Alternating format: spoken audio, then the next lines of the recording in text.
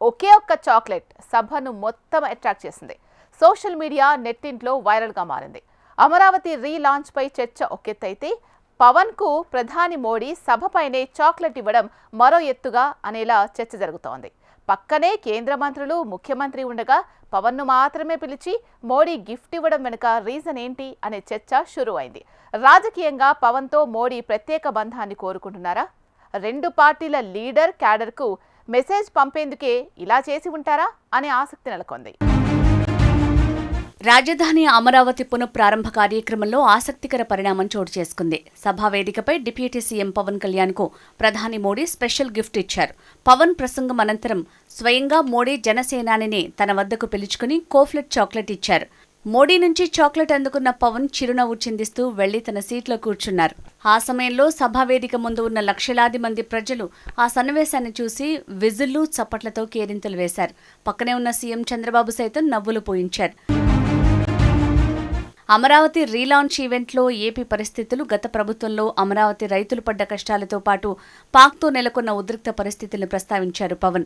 ఇలాంటి క్లిష్ట సమయాల్లోనూ మోడీ ఏపీ కలల రాజధాని అమరావతికి అండగా ఉండేందుకు వచ్చారని ప్రశంసించారు. పవన్ స్పీచ్ ప్రధాని మోడీకి హత్తుకున్నట్లుగా కొంతమంది విశ్లేషకులు చెబుతుంటే, మరికొందరు పవన్ సభలో మాట్లాడే సందర్భంలో దగ్గుతో ఇబ్బంది పడ్డట్టు గమనించిన ప్రధాని ఉపన్యాసం ముగించుకుని తన సీట్లో కూర్చున్న పవన్ కళ్యాణ్ని తన భద్రతా సిబ్బందితో పిలిపించి బాత్కరే అని సంబోధిస్తూ ఆయన చేతిని నిమురుతూ ఒక చాక్లెట్ ఇచ్చారని రాజకీయ వర్గాల్లో చర్చ జరుగుతోంది.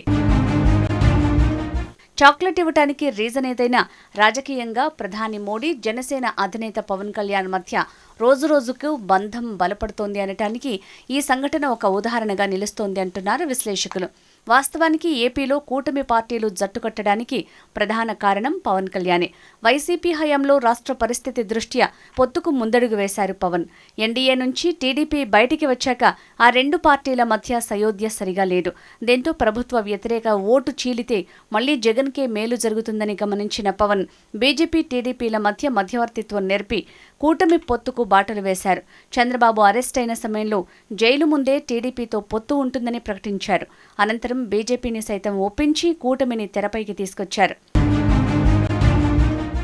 రాజకీయాల్లో పెద్దగా అనుభవం లేకపోయినా ప్రభుత్వ వ్యతిరేక ఓట్లు చీలకుండా చేయటంలో పవన్ కళ్యాణ్ చాలా రాజకీయ చతురత చూపించారు. ఉప్పు నిప్పులా మారిన పార్టీలకు అద్భుతమైన విజయం దక్కింది. కేంద్రంలోనూ ఎన్డీఏ సర్కార్ ఏర్పడటానికి పరోక్షంగా కారణమయ్యారు పవన్. దీని వెనుక పవన్ కళ్యాణ్ వ్యూహం కీలకంగా ఉంది. ఇలా తన పార్టీని గెలిపించుకుంటూ అధికారంలోకి కూడా వచ్చేలా చేయటంతో ఆటోమేటిక్గా మోడీకి ఈ రాజకీయ శైలి బాగా నచ్చింది. 2014లోనూ మోడీ నాయకత్వాన్ని బలపరిచి ఎన్డీఏకు పరోక్షంగా సపోర్ట్ చేశారు పవన్. నాడు ఏపీలో ఎన్డీఏ ప్రభుత్వ ఏర్పాటుకు మరో రకంగా కారణమయ్యారు. తదనంతరం ఏపీకి స్పెషల్ స్టేటస్ కోసం బీజేపీ, టీడీపీతో 2019లో విభేదించిన మళ్లీ వాటికి దగ్గరవడంతో పాటు ఆ రెండు పార్టీలను ఏకం చేయగలిగారు. ఇలా మోడీ, పవన్కి రాజకీయంగా మంచి మిత్రత్వం నడుస్తూ వస్తోంది. రాజకీయ పరంగానే కాదు, హిందుత్వ సిద్ధాంతం కూడా మోడీ, పవన్ కళ్యాణ్ వైపు చూసేలా చేసింది.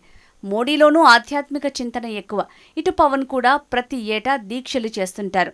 ఈ పరిణామాలన్నీ మోడీని, పవన్ను ఒక్కటి చేసిందని చెప్తున్నారు. అందుకే మోడీ తన ప్రసంగంలో పవన్ను తమ్ముడిగా సంబోధించారు. సభపై మంత్రులు, ముఖ్యమంత్రి ఉన్న ఒక అన్న తమ్ముడిపై చూపించే ప్రేమను కనబరిచారు మోడీ. ప్రస్తుతం ఏపీ కూటమి ప్రభుత్వంలో భాగస్వామ్యం అయినప్పటికీ రాజకీయంగా ఎదగాలని చూస్తోంది బీజేపీ. అందుకు జనసేనను ప్రధాన అస్త్రంగా బీజేపీ భావిస్తున్నట్టు కనిపిస్తోంది. భవిష్యత్తులో టీడీపీతో రాజకీయ వైరం ఏర్పడినా జనసేనతో కలిసి ముందుకు వెళ్లాలనే ఆలోచనలో కమలం ఉన్నట్టు చర్చ జరుగుతోంది. పవన్ను బీజేపీలో కలిపేసుకున్నా ఆశ్చర్యపోనవసరం లేదనే వాదన కూడా వినపడుతోంది. అందుకే జనసేనతో సఖ్యత కనబరిచేందుకు కింది స్థాయి క్యాడర్ కూడా కలిసి ఉండాలనే సంకేతం ఇచ్చేందుకు పవన్పై మోడీ ప్రత్యేక అభిమానం చూపించి ఉండొచ్చనే ప్రచారం సాగుతోంది.